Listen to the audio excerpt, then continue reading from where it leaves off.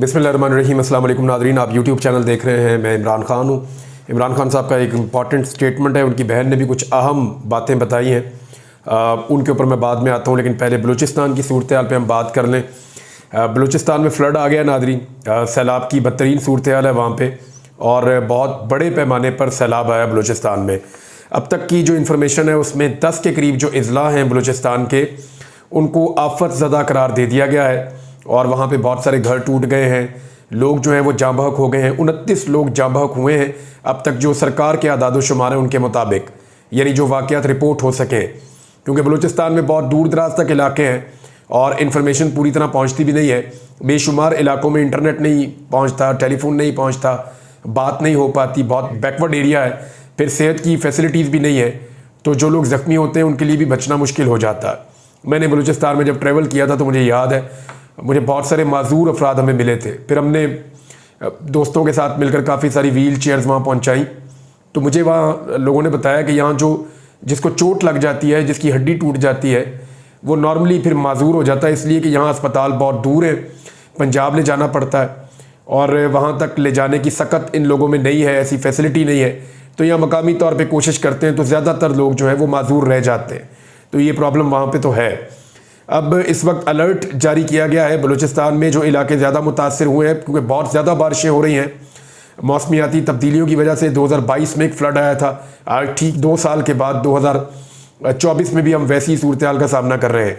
कल्लात में, ज़ियारत में, सोबतपुर में, लसबेला में, आवारान में, और कच्ची में, जाफराबाद, अवस्था मोहम्मद में, लोरालाई में और चागी में भी जो है वो इन अज़ला को आफत ज़दा करार दिया गया है, और पीडीएम में वहाँ पे इक़दाम कर रही है इस वक्त। और जो गैस पाइपलाइन है वो कई जगह से सैलाब के पानी में बह गई है, उसकी वजह से कई इलाकों में जो है वो गैस की फराहमी मुअत्तल हो गई है। इसके अलावा जो लोग वहाँ पे जाँ बहक हुए उनकी तादाद 29 है, जिनमें 17 बच्चे अब तक रिपोर्ट हुए हैं, और एक खातून के बारे में रिपोर्ट हुआ है कि वो भी जाँ बहक हुई है। और अभी तक जो लोग मुतासर हुए उनकी तादाद 1,09,603 है, और 858 मकानात मुकम्मल तौर पे तबाह हो गए हैं, जबकि लगभग 14,000 मकानात को जुज़वी तौर पे अब तक की रिपोर्ट के मुताबिक नुकसान पहुंचा है। बहुत सारी फसलें तबाह हुई हैं। तो हमारे बलोच बहन भाई बहुत मुश्किल में हैं, लॉ एंड ऑर्डर के वहाँ बड़े मसाइल हैं, वहाँ पे सिक्योरिटी फोर्सेस एक ऑपरेशन भी कर रही हैं। उसके बाद ये कुदरती आफत है, बहुत ज़्यादा बारिशें हुई हैं, सैलाब बहुत ज़्यादा आया है, उनका नुकसान हो रहा है, तो पूरे पाकिस्तान को उनके साथ खड़े होना चाहिए बलूचिस्तान में। अब आ जाए, इमरान खान साहब का एक स्टेटमेंट है जो बहुत इंपॉर्टेंट है, वो मैं आपके साथ शेयर कर देता हूँ। इमरान खान साहब ने जो बात की वो ये कह रहे हैं कि ये अडियाला जेल में जो केस उनका चलता है, और आजकल आपको पता है केस चल रहा है अल-कादर यूनिवर्सिटी वाला, जिसमें इमरान खान साहब को सज़ा सुनाई जाएगी, क्योंकि जो भी केस अदालत में चलता है उसका एक पैटर्न है कि इमरान खान साहब को वहाँ पे सज़ा सुनाई जाती है, और बाद में ये केस चला जाता है हाई कोर्ट में। जब जजेस मेरिट के ऊपर सुनते हैं तो सबूत होते नहीं वहाँ पे, क्योंकि मीडिया मौजूद होता है, उसको रिपोर्ट किया जाता है हर चीज़ को, और कंट्रोल्ड इन्वायरमेंट नहीं होता, तो वहाँ इमरान खान साहब बरी हो जाते हैं। तो यही एक पैटर्न है, वही हम देख रहे हैं। इमरान खान साहब ने कहा कि अवाम को सियासी जमातें इकट्ठा कर सकती है, फ़ौज नहीं कर सकती। अगर ऐसा होता तो मशरक़ी पाकिस्तान कभी नहीं टूटता। हाँ, वहाँ पे फ़ौज मौजूद थी बहुत बड़ी तादाद में, और बाद में उनको बंदी भी बनाया गया था इंडियन फोर्सेस की जानिब से। जब पाकिस्तान 2 लख्त हुआ था तो ये पाकिस्तान के लिए एक बड़ा मुश्किल दिन था, बड़ी मुश्किल सूरत हाल थी। 16 दिसंबर 1971 याद है सारी कौम को। अब उसमें ये है, वो कह रहे हैं कि फ़ौज इकट्ठा नहीं कर सकती मुल्क को, अवाम को सियासी जमातें इकट्ठा कर सकती हैं। अगर ऐसा होता तो मशरक़ी पाकिस्तान ना टूटता। पीटीआई वाहिद जमात है जो अवाम को मुत्तहिद कर सकती है। और इमरान खान साहब के बारे में अगर आप देखें तो वो हमेशा वो ये नहीं कहते कभी भी कि मेरे पंजाबियों, या मैं पंजाबियों से मुखातिब हूँ, या मैं पठानों से मुखातिब हूँ। हुकूमत उनकी खैबर पख्तूनख्वा में बनती है, पंजाब में भी बनती है, इस मरतबा भी वो जीते हैं, पिछली मरतबा भी जीते थे। वो चाहे सिंध में जाएँ, चाहे बलूचिस्तान में जाएँ, चाहे गिलगित बल्तिस्तान में जाएँ, चाहे कश्मीर में जाएँ, कहीं भी जाएँ, इमरान खान साहब के खिताब करने के 2 तरीके हैं। मैं आपको भी बताऊँगा, आपको याद आ जाएगा। एक तो वो सिंपल कहते हैं मेरे पाकिस्तानियों, मेरे पाकिस्तानियों, लेकिन जब वो स्पेसिफिक एरिया में मौजूद होते हैं तो वो इस इलाके का नाम भी लेते हैं, वहाँ के लोगों को थोड़ा सा अंगेज करने के लिए। जैसे अगर लाहौर में वो खिताब कर रहे हैं तो वो कहेंगे लाहौर मैं आपको ये बताना चाहता हूँ, या पेशावर में तो पेशावर या कराची, मैं आपको ये बताना चाहता हूँ, या मैं आपको ये बात क्लियर करना चाहता हूँ, इमरान खान साहब का ये अंदाज है। लेकिन वो हमेशा जब एज ए होल मुखातिब करते हैं तो वो मेरे पाकिस्तानियों कहते हैं, तो सारे पाकिस्तान को मुखातिब करते हैं। और अगर इस वक्त कोई एक आदमी है जो पाकिस्तान के चारों सूबों में, पाकिस्तान की हर इकाई के अंदर, आज़ाद कश्मीर के पहाड़ों से लेकर चित्राल के पहाड़ों तक और वहाँ से लेकर कराची तक और गवादर की बंदरगाह तक, अगर कोई एक आदमी वाहिद पूरे पाकिस्तान में मकबूल है और अवाम के अंदर उसकी पजीराई है और हर सूबे में, हर शहर में उसका वजूद है, तो वो इमरान खान है। देखें ना, पीपल्स पार्टी महदूद होकर रहेगी इंटीरियर सिंध तक। MQM जो है वो तो वैसे ही ख़त्म हो गई है, ज़बरदस्ती उनको सीटें दिलाई गई हैं, लेकिन फिर भी आप बड़ा जोर लगाएं तो मैक्सिमम MQM जो है वो कराची की एक जमात है, छोटी सी। अब PMLN जो है वो सिर्फ सेंट्रल पंजाब के अंदर थोड़ी बहुत उनकी जगह बची है, वो भी वहाँ ख़त्म हो गए। ANP जो है वो खैबर पख्तूनख्वा के कुछ इलाकों की जमात है। हाँ, फजलुर रहमान साहब की जमात जो है वो खैबर पख्तूनख्वा और बलूचिस्तान की जमात है। कुछ जमातें जो है वो खाली बलूचिस्तान की जमातें हैं। लेकिन इमरान खान साहब की जमात आप देखें कि वो हर जगह पे मुकाबला करती है, पहले नंबर पे ना आए तो दूसरे पे आती है।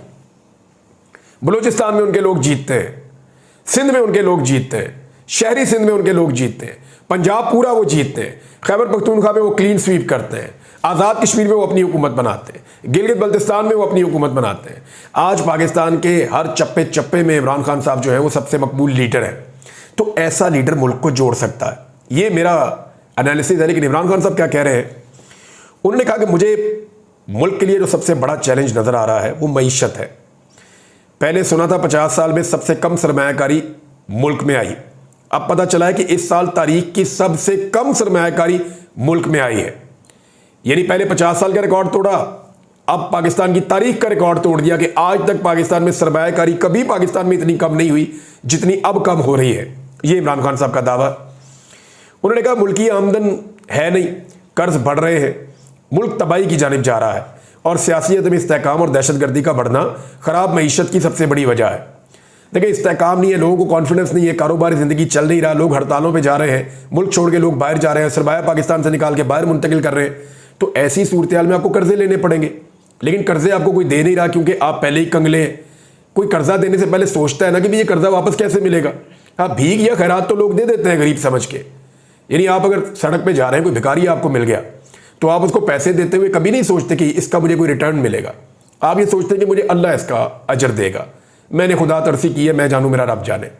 वो तो आप कर देंगे। लेकिन अगर कोई आदमी, गरीब आदमी आपके पास आ जाए और आकर के जी मुझे 1 करोड़ रुपया दे दें आप, मैं आपको पैसे वापस कर दूंगा कमा के, तो आप पहले ये देखेंगे उसमें काबिलियत है या नहीं। फिर आप देखेंगे कि जनाब इसको मैं 1 करोड़ दे रहा हूँ, इसने लोगों का 3 करोड़ पहले देना है, मैं जैसे ही इसको 1 करोड़ दूंगा ये उनका 3 करोड़ वापस करेगा या मेरा 1 करोड़ कमा के वापस करेगा, और इसको कमाई भी आती है या नहीं आती, इसका ट्रैक रिकॉर्ड क्या है। तो पाकिस्तान इस सिचुएशन में है। हमने कोई 10-12 अरब रुपया मुल्कों का भी देना है, डायरेक्ट अरब डॉलर जिन मुल्कों का देना है वो हम रोल ओवर करवाने की कोशिश कर रहे हैं। इसका मतलब ये है कि हमने जो आपके कर्जे वापस कर रहे हैं उसमें हमें और टाइम दे दें, हमें ताखीर दे दें, इसमें इसको मुलतवी कर दें, अभी पैसे वापस नहीं कर रहे, बाद में कर देंगे। वो आपको करना होगा। फिर आपको मजीद कर्जा लेना होगा या कोई घर की चीज़ बेचनी होगी। सऊदी अरब ने वैसे ऑफर किया कि सोने की कानें आप हमें दे दें रेकोडिक वाली, उसके बदले में हम आपको कुछ पैसा देते हैं, अपने अकाउंट में आप रख लें, हम आपको उधार तेल भी दे देंगे। तो लेकिन आपको घर की चीज़ें बेचनी पड़ेगी ना, पाकिस्तान के एसेट्स आपको बेचने पड़ेंगे। PIA को बेचने की कोशिश करते हैं, वो लेने के लिए तैयार नहीं है, लेकिन कहते हैं कि अक्टूबर के आखिर में बिक जाएगा। वो इतनी बड़ी लायबिलिटी है कि जो भी खरीदेगा उसको पहले साल में ही लगभग 80 अरब रुपया ऊपर खर्च करना पड़ जाएगा। दुनिया भर की एयरलाइंस मुनाफा कमा रही है, पाकिस्तान की एयरलाइन खसारे में जा रही है। पाकिस्तान का साबिक वज़ीर आज़म अपनी ज़ाती एयरलाइन चलाता है, शाहिद खाकान अब्बासी, लेकिन पाकिस्तान की एयरलाइन वो क्यों नहीं चला पाए। देखिए, एयर ब्लू को वो चलाते हैं, वो PIA के मुकाबले में कुछ भी नहीं है, इतनी सी है, लेकिन वो चल रही है, वो पैसा कमा कर दे रही है। तो PIA क्यों नहीं पैसा कमा कर दे रही, ये शाहिद खाकान अब्बासी साहब अच्छी तरह जानते हैं। सियासी भर्तियां की हुई हैं, सारों की मौजें लगी हुई हैं, मुफ्त टिकट बांटे जा रहे हैं, वज़ीर आज़म पूरा का पूरा तैयारा अंदर से सारा रेनोवेट करके चेंज करके कई दिनों दौरे पे जा रहा है, अय्याशियां चल रही हैं। तो इसके साथ एयरलाइन नहीं चलती होती, एयरलाइन इसके बगैर ही चलती होती है। इस तरह की अय्याशियों के साथ तो मुल्क नहीं चलता, तो एयरलाइन क्या चलेगी। भारत इमरान खान साहब ने कहा कि फ्रॉड इलेक्शन की वजह से हम सियासी अदम इस्तेहकाम का शिकार हैं। दूसरी जानिब दहशतगर्दी बढ़ रही है। पहले हम पर मलबा डाल रहे थे कि दहशतगर्दी हमारे सेटलमेंट प्लान की वजह से हो रही है, अब ये कह रहे हैं कि सरहद पार से दहशतगर्दी हो रही है। TTP दहशतगर्द, कच्चे की दहशतगर्दी, बलूचिस्तान में दहशतगर्दी और बढ़ते जराइम में कौन मुल्क और सरमायाकारी करेगा। यानी जो आप सिचुएशन रिपोर्ट कर रहे हैं पूरी दुनिया में, इतने भी ऑपरेशन, उधर भी ऑपरेशन, उधर भी ऑपरेशन, उधर धमाका, उधर बंदे मार, इस तरह के इन्वायरमेंट कोई बाहर से आएगा पैसे लेकर। मैं आपको एक कहानी बताता हूँ। पाकिस्तान के एक बहुत बड़े बिजनेसमैन है, बहुत पैसा उन्होंने पाकिस्तान से कमाया। मेरे ख्याल में पाकिस्तान में सबसे ज़्यादा पैसा उस बिजनेसमैन ने कमाया। मलिक रियाज की मिसाल ले लें, कितना पैसा कमाया। जब बेशुमार पैसा कमा लिया तो पाकिस्तान से बाहर चले गए, वहां कारोबार करेंगे, और अगर पाकिस्तान आया तो गिरफ्तार हो जाए। ये पाकिस्तान की पॉलिसी मुझे समझ नहीं आती कि जो हमारे पाकिस्तान में जिन लोग हैं वो पैसा उसको बाहर भगा दो और जाने दो बाहर, पैसा भी बाहर जाने दो, और जो बाहर वाले उनकी मिन्नतें करो कि जी पैसे लेकर पाकिस्तान में आओ और आकर यहां पे खर्च करो पैसा। अजीब पॉलिसी है। यानी पैसे का फ्लो बाहर की तरफ जाने में हम लोग ज्यादा मुतमईन रहते हैं। जो पैसे कमाता है अपना घर बाहर बनाता है। मुझे बताएं ना कि पाकिस्तान के जो लोग रिटायर होते हैं सरकारी ओहदों से, चाहे वो अस्करी इदारे हों, चाहे वो प्राइवेट इदारे हों, चाहे सरकारी इदारे हों, दूसरे इदारे हों, तीसरे इदारे हों, जो भी हों, ये इनके अक्सर लोग जो पैसा बनाते हैं, रिटायर होते हैं, पाकिस्तान से बाहर क्यों जाना चाहते हैं? वजह क्या है? इस मुल्क के अंदर क्या कोई चीज काटती है इनको? यहां क्यों नहीं रहना चाहते, बाहर क्यों जाना चाहते हैं? द रीजन, दो रीजन है। एक, उन्हें लगता है कि वो पाकिस्तान शायद ऐसा मुल्क नहीं है जो रहने के काबिल हो। दूसरा, वो पैसा बाहर लेकर चले जाते हैं जो कमाते हैं। उन्हें लगता है वो मुल्क ज्यादा बेहतर है, पैसा भी बाहर ले जाते हैं, खुद भी बाहर रहते हैं, फैमिली को भी बाहर रखते हैं। तो ये कोई अच्छी बात नहीं है, ये अच्छी रवायत नहीं है। पाकिस्तान जो है उसको अगर आपने सर्व किया तो फिर पाकिस्तान में सबको रहना भी चाहिए। पैसा पाकिस्तान से बाहर चला जाए। एक मिसाल मैं आपको देता हूं। एक बहुत बड़े आदमी ने मुझे बात बताई कि पाकिस्तान में कुछ लोग आए यहां पे और सरमायाकारी के लिए एक वफ्द आया था, और जो वफ्द आया था उनमें से एक आदमी की सालगिरह थी, और वो आदमी जो है वो एक अरब मुल्क से उसका ताल्लुक है और बहुत बड़ा आदमी है। तो उसकी यहाँ पे इन्होंने कहा जी हम आपकी सालगिरह, पता चला आपकी सालगिरह हम करना चाहते हैं, उसको खुश करने के लिए इन्होंने कोई तकरीब छोटी सी रखी, उसकी सालगिरह कर दी। तो उसने कहा पाकिस्तान के हालात इतने भी बुरे नहीं है, मैं अपना कीमती सामान अपने मुल्क में छोड़ के आया हूँ। यानी आप अंदाज़ा कर लें कि ये इंप्रेशन जब बना हुआ है कि यहाँ धमाके होते हैं, यहाँ लड़ाई होती है, यहाँ झगड़ा होता है, यहाँ सियासी इस्तेहकाम नहीं है, यहाँ लीडरों को पकड़ो जेल में डाला हुआ है, यहाँ इंसाफ नहीं है, कानून नहीं है, बंदे गायब हो जाते हैं, जबरी गुमशुदगियाँ होती हैं। ऐसी सूरत में कौन आएगा और इस मुल्क के अंदर आकर सरमायाकारी करेगा? दिन रात यही चीज़ें रिपोर्ट हो रही हैं बदकिस्मती से। फिर इमरान खान साहब ने कहा कि खुफिया इदारों को लगा दिया गया कि पीटीआई को ख़त्म कर दिया जाए। इमरान खान साहब का कहना था कि मुल्क में सूबाइयत का बहुत बड़ा खतरा है। बलूचिस्तान दहशतगर्दी पर पंजाब में एहतजाज करवाया गया। फेडरल पार्टी सिर्फ पाकिस्तान तरीके इंसाफ है, बाकी रीजनल पार्टियाँ हैं। नून लीग और पीपल्स पार्टी अगर बूट को इज्जत ना दें तो ख़त्म हो जाए। पीटीआई मुल्क की वाहिद जमात है जो चारों सूबों में मौजूद है। हम आवाम को मुत्तहिद कर सकते हैं। पाकिस्तान तरीके इंसाफ के बानी ने कहा कि मुल्क की वाहिद फेडरल पार्टी को कमज़ोर किया जा रहा है। जो ये फैसला कर रहे हैं उन्हें मुल्क की फ़िक्र नहीं है। बलूचिस्तान के जो इस वक्त हालात हैं, हमारी कोशिश होनी चाहिए कि बलोचों को साथ लेकर चलें।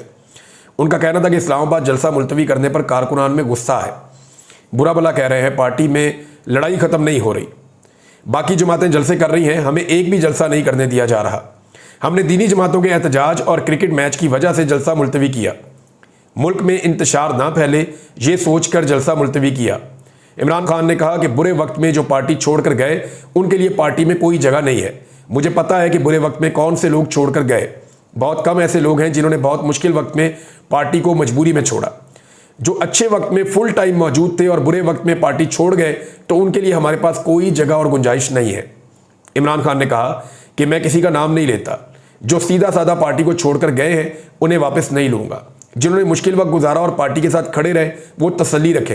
वो तमाम लोग जो सख्त हालात में अंडरग्राउंड चले गए, सख्तियाँ और तशद्दुद बर्दाश्त किया, उनके लिए बेहतर फैसला होगा। इमरान खान ने कहा कि फेयर ट्रायल मेरा हक है और यहाँ फेयर ट्रायल की धज्जियाँ उड़ाई जा रही हैं। जितने ख़राब हालात हो रहे हैं इतनी सख्तियाँ बढ़ाई जा रही हैं। पार्टी लीडर्स और वकला से मिलने नहीं दिया जा रहा। तीसरा हफ्ता है बच्चों से भी फ़ोन पर बात नहीं करवाई जा रही। डिप्टी सुप्रिटेंडेंट जेल ने मीडिया को सवालात करने से मना किया तो इमरान खान साहब जो है वो बरहम हो गए और इमरान खान ने डिप्टी सुप्रिटेंडेंट को रोका तो इसने जवाब दिया अदालती हुक्म है कि आप प्रेस कॉन्फ्रेंस और मीडिया टॉक नहीं कर सकते। बहरहाल जो वो डीएसपी है उसके बारे में आज फिर रिपोर्ट हुआ कि डीएसपी ने दोबारा इमरान खान साहब के साथ बदतमीजी की है या उनके साथ हार्श तरीके से वो बोला है। तो ये एक सिचुएशन चल रही है। लेकिन इमरान खान साहब की जो बहन है अलीमा खान साहबा, उन्होंने दावा किया कि जेल के बाहर जो एक्टिविटीज़ हैं वो नॉर्मल नहीं है। गाड़ियों को ज़्यादा चेक किया जा रहा है। कुछ गाड़ियाँ जेल के अंदर उन्होंने कहा कि ऐसी दाखिल हुई हैं कि वो उनको लगता है कि मशकूक है और बगैर चेकिंग के अंदर चली गई हैं। तीसरा वो ये कह रहे हैं कि जो चीज़ें अब की जा रही हैं ये पहले नहीं थी। तो इस पे पाकिस्तान तहरीक इंसाफ के लोगों को और अलीमा खान साहिबा को तशवीश है, जिसका उन्होंने इजहार भी किया है। एक और खबर है नाज़रीन, बहुत छोटी सी खबर रिपोर्ट हुई है लेकिन ये बहुत बड़ी बात है और इसका बड़ा फड्डा बनेगा। खबर मैं आपको पहले पढ़ के सुना देता हूँ। डॉन ने इसको रिपोर्ट किया है। खबर यह है कि वजीर खजाना पंजाब है मुश्तबा शुजाउर रहमान, उन्होंने एक इंकशाफ कर दिया या उनके मुंह से हो गया अचानक।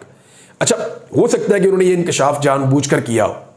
उसका रीज़न ये है कि मुश्तबा शुजाउर रहमान मियाँ शहबाज शरीफ के बहुत करीब है। शहबाज शरीफ साहब ने इनको, जब तक वो वज़ीर आला पंजाब रहे, शहबाज शरीफ ने मियाँ मुश्तबा शुजाउर रहमान साहब को अपना वज़ीर रखा हमेशा, और ना सिर्फ वज़ीर रखा बल्कि मेरे ख्याल में सीनियर वज़ीर भी रखा, और इनको ज़्यादा पोर्टफोलियोज़ दिए। यानी बहुत सारी वजारतें भी एक वक्त में मियाँ मुश्तबा शुजाउर रहमान साहब को दी हुई थी शहबाज शरीफ साहब ने। मुश्तबा शुजाउर रहमान साहब शहबाज शरीफ साहब के बड़े वफादार साथियों में से एक है। मैं इन्हें जानता हूँ, ये अच्छे इंसान है मियाँ मुश्तबा शुजाउर रहमान साहब। तो हो सकता है कि उन्होंने जानबूझकर ये बात की हो सकता है उनके मुंह से निकल गई हो, लेकिन ये एक इंकशाफ है। उन्होंने ये कहा कि पंजाब ने ये जो सब्सिडी दी है ना बिल के ऊपर 14 रुपए की, इसमें 45 अरब रुपए वफाक ने डाले, यानी वफाकी हुकूमत ने दिए। यानी पंजाब की आवाम के लिए जो सब्सिडी मियाँ नवाज शरीफ की ख्वाहिश पे, उनकी बेटी की ख्वाहिश पे, उनके इश्तेहारात छापने के लिए, उनकी पब्लिसिटी के लिए जो दिया गया पैसा, उसमें 45 अरब रुपए वफाकी हुकूमत ने दिए। अब लड़ाई ये पड़ेगी। अच्छा, उसके बाद से पता ये चला है कि जो काबीना का इजलास हुआ उसके अंदर मियाँ मुश्तबा शुजाउर रहमान साहब शरीक नहीं हुए या उनको होने नहीं दिया गया, लेकिन वो शरीक नहीं हुए, उसमें वो गए नहीं। जो मरीम नवाज का इजलास हुआ काबीना का, उसमें मियाँ मुश्तबा शुजाउर रहमान साहब ने जब ये वाला इंकशाफ किया तो फिर वो नहीं गए। अब वफाकी हुकूमत ने पंजाब के शहरियों के लिए 45 अरब रुपए का पैकेज दे दिया कि जी आप अपने लोगों को सस्ती बिजली बेच के मशहूरी कर दें, कंपनी की, शरीफ खानदान की मशहूरी कर दें। मेरा सवाल यह है कि बलूचिस्तान के शहरियों का क्या कसूर है? उनके लिए पैकेज कौन देगा? वफाकी हुकूमत तो चारों सूबों के लिए है ना, या सिर्फ पंजाब की वफाकी हुकूमत है? चारों सूबों की है। तो सिंध के मेरे भाइयों का क्या कसूर है? उनके लिए पैकेज कौन देगा 45 अरब का? खैबर पख्तूनख्वा वाले दोस्तों का क्या कसूर है? उनको 45 अरब का पैकेज कौन देगा? और फिर कश्मीर, गिलगित, हर जगह पे, जो पूरे पाकिस्तान के अंदर जहां जहां पे शहरी हैं, क्या सिर्फ पंजाब के अंदर PMLN ने सोचा है कि लोगों को रिलीफ देना है और बाकी जगहों पे नहीं देना? देखिए, इस तरह की हरकतों से मैं, क्योंकि देखिए पंजाब में रहता हूं, मेरा तो इसमें फायदा ही है ना, मेरे लोगों का, मेरे दोस्तों का, सबका फायदा है। लेकिन जितना बड़ा इन्होंने नुकसान किया उसके सामने फायदा बहुत छोटा है। ये बात ये है कि अगर यहां पे आप देंगे और छोटे सूबों की आप हक तलफी करेंगे और उन्हें नहीं देंगे, तो इससे क्या तासुर बनेगा?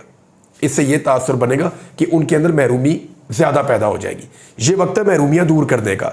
बहुत सारी खबरें हैं नाज़रीन, मुझे आपके साथ शेयर करनी थी। तौहीन अदालत का एक कानून है, वो ख़त्म करने के लिए चक्कर चलाया जा रहा है, लेकिन टाइम काफ़ी लंबा हो गया। ये वीलॉग यहाँ रोक लेते हैं, मैं नेक्स्ट वीलॉग में आपको बाकी चीज़ें बताता हूँ। अब तक के लिए इतना ही, अपना ख्याल रखिएगा, अपने इस चैनल का भी। अल्लाह हाफ़िज़।